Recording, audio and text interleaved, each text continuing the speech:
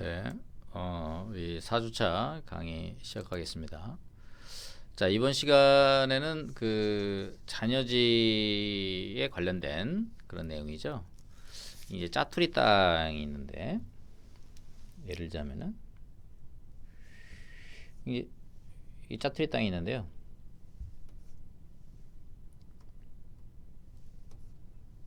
안 써지네. 띄워가지고. 짜투리 땅이 있는데, 자, 이렇게 짜투리 땅이 이렇게 도로가 이렇게 하면 이게 짜투리 땅이 있잖아요. 그러면 이제 이 수용은 이것만 되겠죠? 이것만 수용이 되는데 이 짜투리 땅이 남잖아요. 이렇게, 그죠? 그러면 이 짜투리 땅을 시용 재결해 달라 그래서 했을 때 이거를 사업 시행자가 이거를 협의 매수 해달라는데 협의 매수 안 해주고, 그 다음에 수용 재결 하라고 해서 이제 수용 재결도 이거 안 하는 그런 상황이면은, 그런 상황이면 뭐예요 이게? 그런 상황이면은 이거를 자녀지 수용 재결 거부에 대해서는 어떻게 본다? 이거에 대해서는 어떻게 불복을 해야 된다? 그렇죠?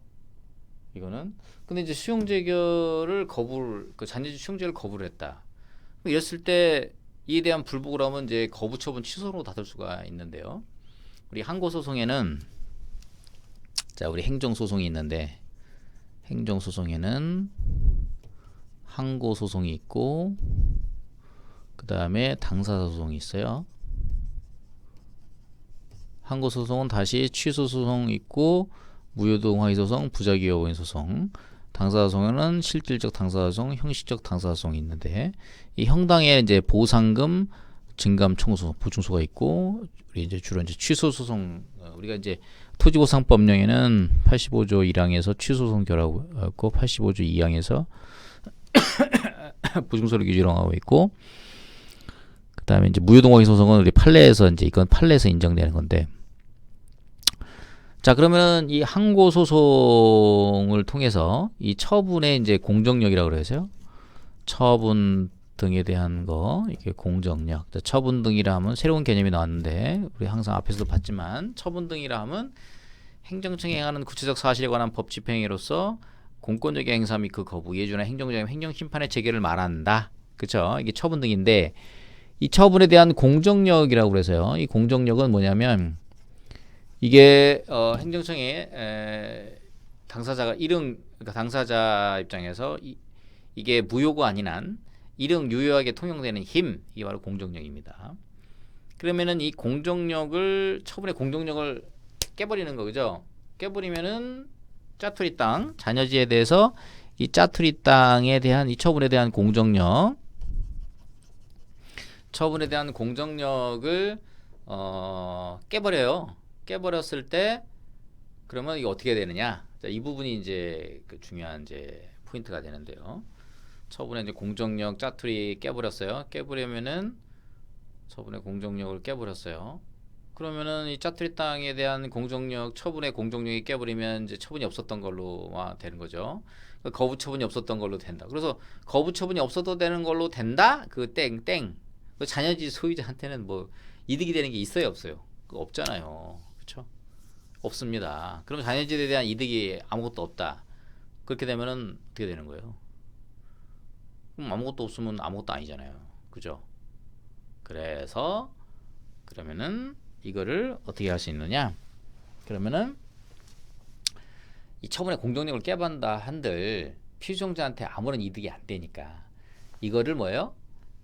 보상금 증감 청소송, 즉 형식적 당사자 소송을 통해서 권리관계를 확정할 수 있도록 하는 거죠. 아까 당사자 소송에는 형당하고 실당이 있다고 그랬어요.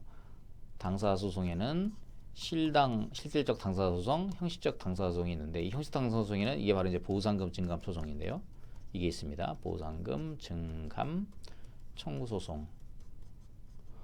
그래서 수용 제기라고 하는 처분 등을 다투지만 법률관계 일방 당사자를 상대로 소송을 제기한다. 그럼 뭐예요? 당사자를 제기한다. 이게 바로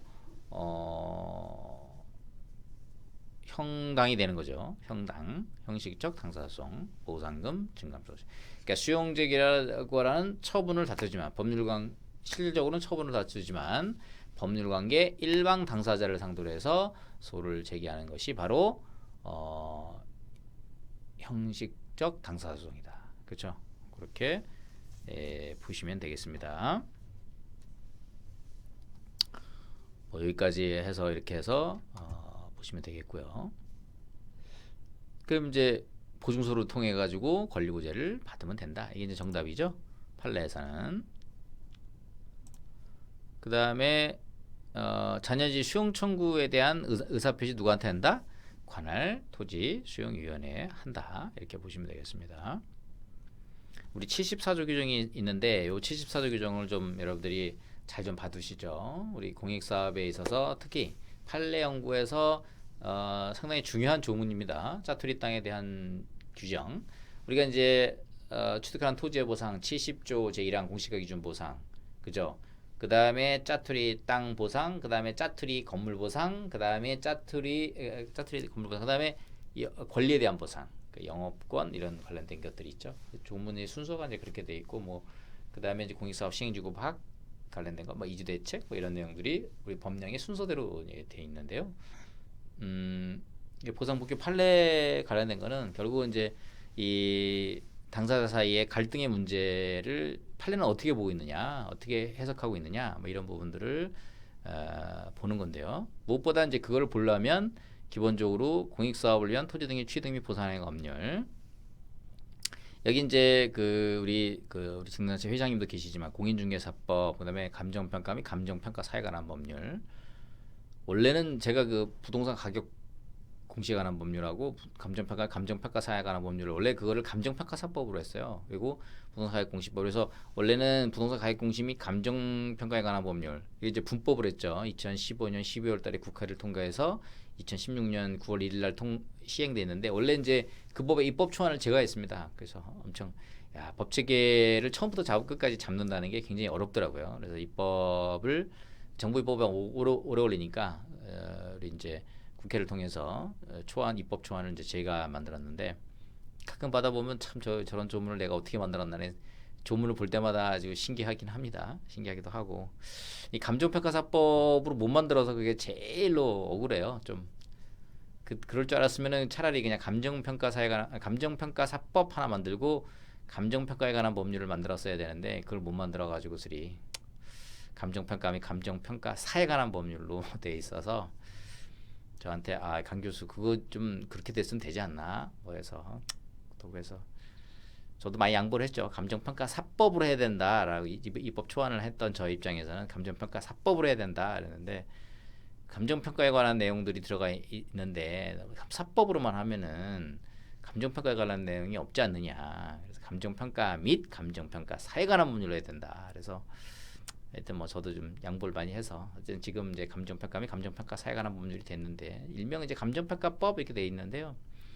사실 또 이걸 다 분법을 감정평가에 관한 법률 이걸 분법 예전에 이제 감정평가에 관한 법률이 따로 있었습니다. 과거에 있었어요. 있었다가 이제 지가공시법 통합이 되면서 지가공시 및 지가공시법이 되고 그 다음에 다시 주택가격이 들어오면서 부동산 가격공시 및 감정평가에 관한 법률이 되고 다시 이게 이제 2015년 12월달에 한국감정원이 빠져나가면서 한국감정원법이 새로 생기고 원래 그 지가공시법의 의제 조항으로 있었는데 그게 이제 한국감정원법이 됐고 지금 이제 부동산 원으로 바뀌었죠. 부동산 원으로 바뀌어서 이제 감정평가는 철수. 그래서 지금 어쨌든 간에 지금 감정평가에 관련된 이제 2개 법률이 있죠. 2개 법률. 그 다음에 이제 또 하나 있다면 이제 우리 공익사업에 대한 토지 취득 및 보상의 법률. 이거는 이제 그 어떤 보상에 관한 특별한 법이죠. 특별법인데 요거는 1962년도 토지 수용법과 1975년도 공공용지 취득 및 손실보상 특례법 이게 2003년 1월 1일 통합이 돼서 지금에 이르르고 있습니다. 법령 얘기 나오다가 그랬는데 어쨌든 감정평가사법이 안 돼서 조금 아쉽긴 합니다. 이번 참에 참 행정기본법 이게 나왔죠. 행정기본법이 이번에 통과가 됐는데 국회를 통과를 했죠. 국회를 통과해서 이거 한번 이왕 나온 김에 한번 보시죠. 행정 국회 의안 정보 시스템 이래 들어가시면 이게 나오죠. 행정기본법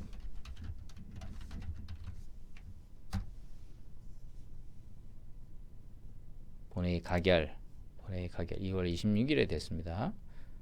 이렇게 의안 원문을 제가 이렇게 행정기본법 화면에다가 또 제가 올려드리죠. 행정기본법 원문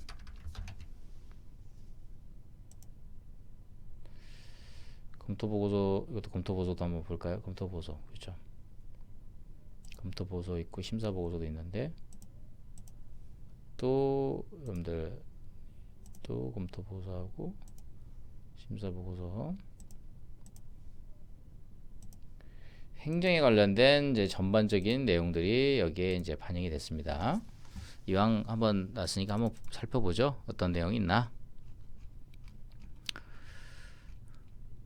자, 이게 이제 조문별 목적 기간 쭉 해서 기간의 계산, 행정의 법원칙, 법 적용의 기준, 처분의 효력, 결격 사유, 부관, 처분의 취소, 철회, 자동적 처분 및 재량 행사의 기준, 제재 처분의 기준 및 제척 기간, 인허가, 의제, 과징금, 군법상의 계약, 행정상 강제, 그 밖의 행정 작용, 처분에 대한 이의신청, 재심사, 행정 입법 활동 해가지고요.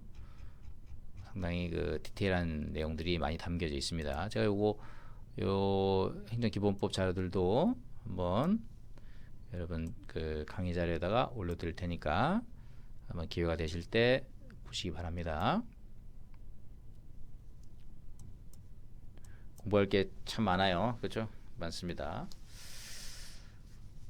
자, 여기서 이제 자녀지 관련된 거 본 것처럼 자녀지에 대한 불복, 그거는 어떻게 한다? 보상금, 증감청 소송으로 다툰다. 그래서 이제 아까 이제 조문 보려고 그랬죠. 그래서 보험 보려다가 이제 조문하다가 얘기하다가 딴 얘기했는데, 74조 토지보상법, 동일한 토지 속하는 일단의 토지 일부가 협의에 의하여 매수되거나 수용됨으로 인하여 자녀지를 종래의 목적에 사용하는 것이 현재의 곤란한 때에는 해당 토지자는 사업시행자에게 자녀지를 매수해 줄 것을 청구할 수 있으며, 사업 인정 이후에는 관할 토지 수용인의 수용을 청구할 수 있다. 이 경우 수용의 청구는 매수에 관한 협의가 성립되지 아니한 경우에만 할 수 있으며, 그 사업의 공사 완료일까지 해야 된다. 이 항의 제1항에 따라 매수 또는 수용의 청구가 있는 자녀지 및 자녀지에 있는 물건에 관하여 권리를 가진 자는 사업시행자나 관할 토지 수용인의 그 권리의 존속을 청구할 수 있다. 3항의 제1항에 따른 토지의 취득에 관해서 73조 3항을 준용한다. 4항 뭐 쭉 준용 규정이 있고요. 그래서 자녀지에 대한 불복에 관련돼서는 보증서로 해야 된다는 것이 지금 판례 태도다. 이렇게 보시면 되겠습니다. 141페이지부터 142페이지에 있는 거 보면 토지보상법에서 74조 1항에서 규정되어 있는 자녀지 수용 청구권은 142페이지 손실보상의 일환으로 토지 소유자에게 부여되는 권리로서 그 요건을 구비한 때에는 자녀지를 수용하는 토지 수용인의 재결이 없더라도 그 청구에 의하여 수용의 효과가 발생하는 형성권적 성질을 가지므로 자녀지 수용 청구를 받아들이지 않은 토지 수용인의 재결에 대하여 토지 소유자가 불복하여 제기하는 소송은 위 법 제85조 2항에 규정되어 있는 보상금 증감에 관한 소송에 해당하여 사업시행자를 비구로 해야 된다. 그렇죠? 이렇게 정리해서 보시면 되겠습니다. 그 다음에 수용의 청구는 누구? 관할 토지 수용인에 해야 된다. 그렇죠? 사업시행장에서는 안 된다. 이런 내용의 판례가 있습니다. 자, 그 다음 판례도 요거는 참 뭐 또 눈물의 판례입니다. 그렇죠? 이런 공부도 재밌는 판례들이죠. 이것도 아주 재밌는 판례인데, 이게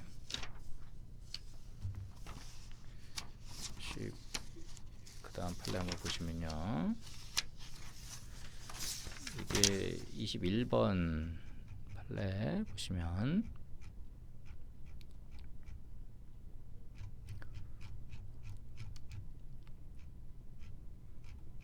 교재를 보셔도 되고요. 교재. 뭐 교재를 여러분들 이제 혹시 직장 계신 분들은 또 교재편을 공부하기 어려우니까 제가 일부러 판례를 보내드렸는데요. 자, 수용의 증액을 구하는 소송. 그러니까 비교 표준지 결정의 하자가 승계가 된다. 뭐 말이 되게 어렵죠. 이게 뭐 어떤 말이냐면요. 이게 요게 이제 대상 지역이 있고 이게 이제 인근 지역이 있습니다. 전, 답, 대, 전, 답, 대. 이제 표준지가 이게 공시가 돼요. 표준지가 공시가 되면은 이 대상 지역은 이게 이제 개발 이익이 반영이 되니까 대상 지역에 있는 요 내용에 있어서는 대상 지역에 있어서 요 내용에 있어서는 뭡니까? 요 표준지는 개발이익이 반영되니까 요 대상 지역에 있는 거는 선정을 안 해요. 그러면 요거 있는 걸 하잖아요. 그렇죠? 요 인근 지역에 유사한 표준지를 선정했어요. 그러면은 평가를 보상 평가를 할 때 표준지 선정, 시점 수정, 지역 요인 비교, 개별 요인 비교, 기타 요인 보정. 이게 그 밖의 요인 보정이죠. 그 밖의 요인 보정 이렇게 볼 수 있는데 요 표준지가 요게 이제 수용 재결을 할 때 이렇게 이렇게 이제 하잖아요. 이렇게 평가를 하는데 요거는 이게 부동산 가격 부공법상 부동산 가격 공시법상 표준지 공시지가 결정을 하는 거죠. 표준지 공시지가. 근데 이게 뭐 바로 그해 년도 표준지를 가지고 한 게 아니잖아요. 그렇죠? 3년 전이나 뭐 5년 전이나 보통 한 3년에서 이 정도 5년 정도 되면 3년 전에 공시지가를 선정을 해서 이렇게 해가지고 이렇게 계산을 이렇게 한단 말이에요. 그죠?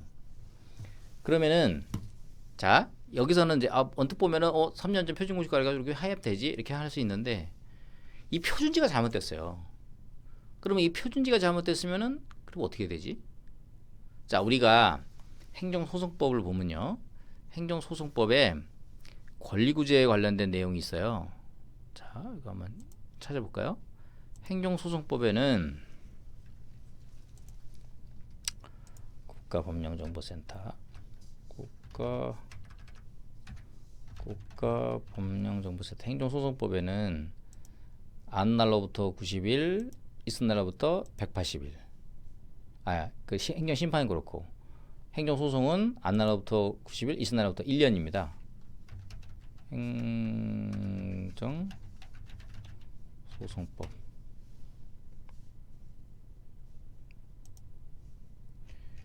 행정소송법의 제소기간에 관련된 내용이죠.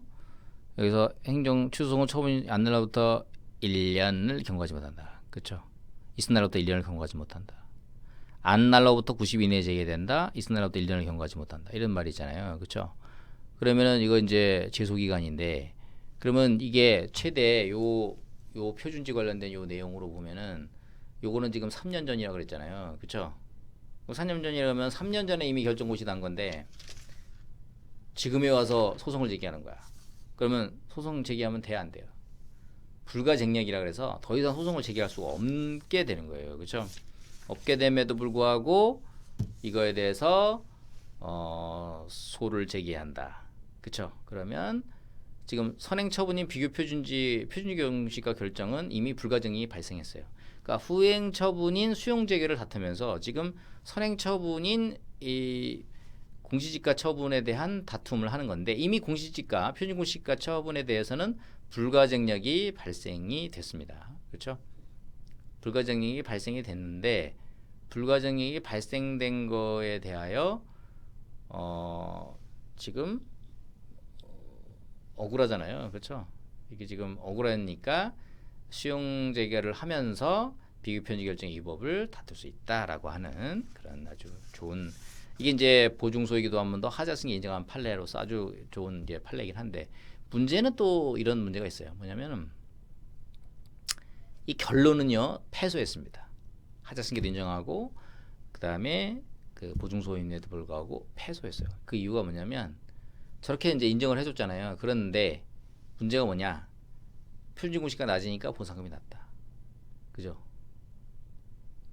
그렇게 주장하고 가격 시점을 보통 우리가 토지보상법 67조에 보면은 수용 재결, 그러니까 협의 당시 수용 재결 당시 이렇게 돼 있는데 이의재결로 주장했어요. 그러니까 법령에는 수용 재결로 돼 있는데 수용 재결로 했을 때 이의재결을 주장한 거예요. 그래서 원고 패소 판결을 했다. 그렇죠? 대법원의 해석은 가만히 보면은 잘해주기도 했는데 주장을 잘못해가지고 패소하는 그런 케이스도 있죠. 그래서 이 판례도 아주 잘 알아두시면 되겠다. 이렇게 보시면 되겠고요.